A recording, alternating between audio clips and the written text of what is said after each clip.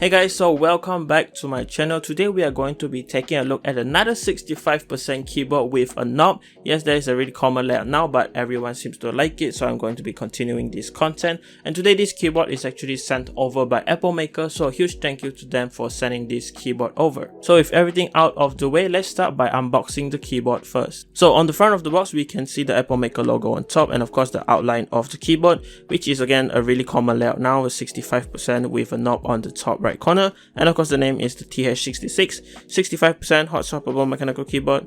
Again, it's all just blank all around with the Epomaker branding and again another name on top. Let's just unbox it and see what we get in the kit.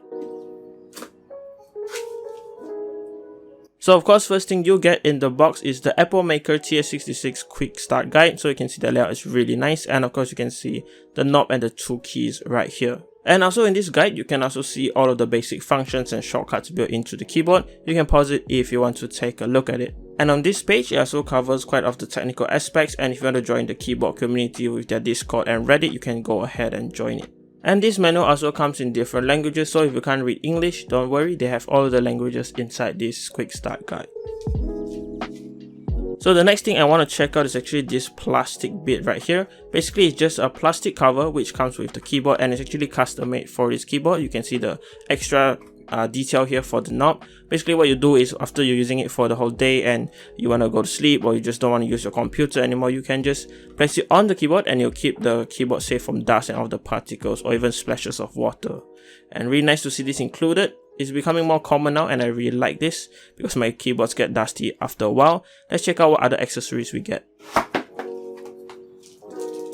So in this package right here, we actually get a 2-in-1 keycap and switch puller, which is becoming again really common now. And this is pretty good quality in my opinion. It works really well. And of course we get the 2.4 GHz dongle because this keyboard supports up to 3 modes of connection. Besides that, included is of course the cable, so you can use this for actually charging or using the keyboard widely. It's a pretty normal braided cable and it goes from type A to type C. Feels pretty solid in the hand, and I believe it's around 1.5 meters in length. And with every accessory in the box covered, now let's take a look at the Epomaker TH66.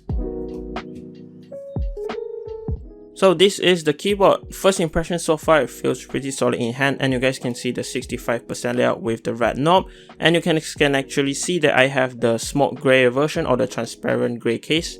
They actually come in another color, the white version if you want that, and another set of keycaps for the white version. So you can check out the links in the description if you're interested. But this is the black one, and these are the keycaps. They are MDA profile and they are die-sub PBT, and pretty interesting in my opinion. This is the side of the keyboard. Again, the MDA profile keycaps are pretty interesting. They're a little bit flat in my opinion, but they do work well on this keyboard.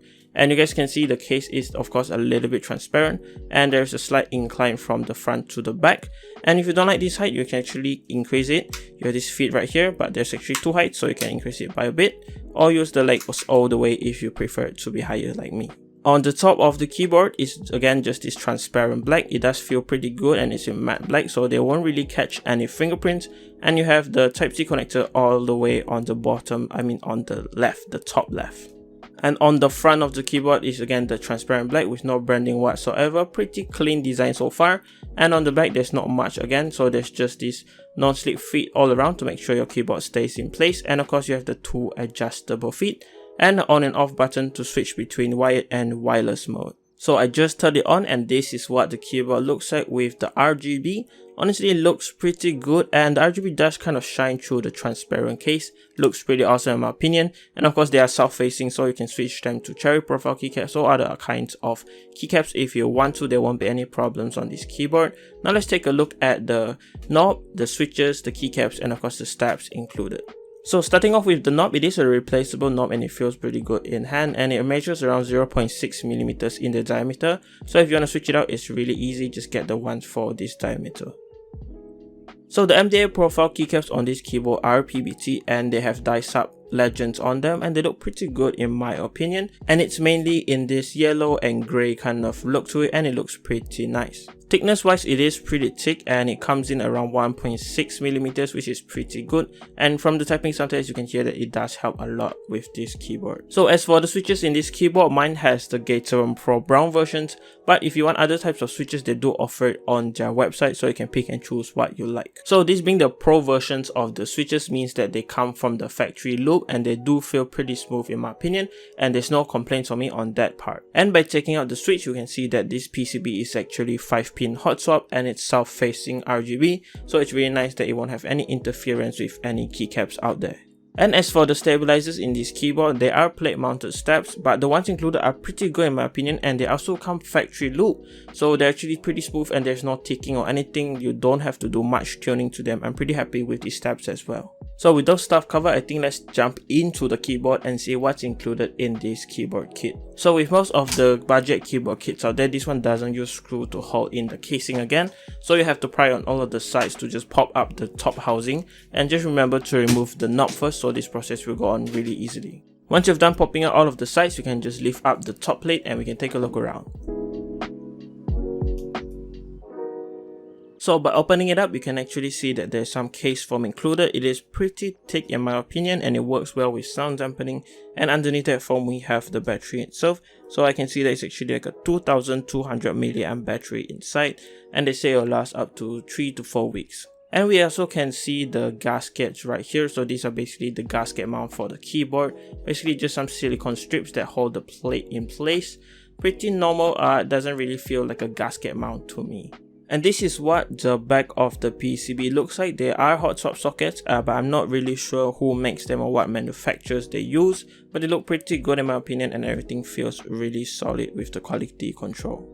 And this is the side profile of the plate and the PCB, and you can actually see in between the plate and the PCB there is this foam included, some plate foam included. So basically it's like a sandwich, and you can see the foam in the middle. This helps with sound dampening a lot, and it looks like it's custom cut for this keyboard, and it looks really nice, and it's pretty thick as well. So that's basically everything you get in the kit. You get some foam in the middle of the plate and the PCB, some foam in the case, and some silicone in between the spacebar. So let's reassemble everything and go for the typing sound test.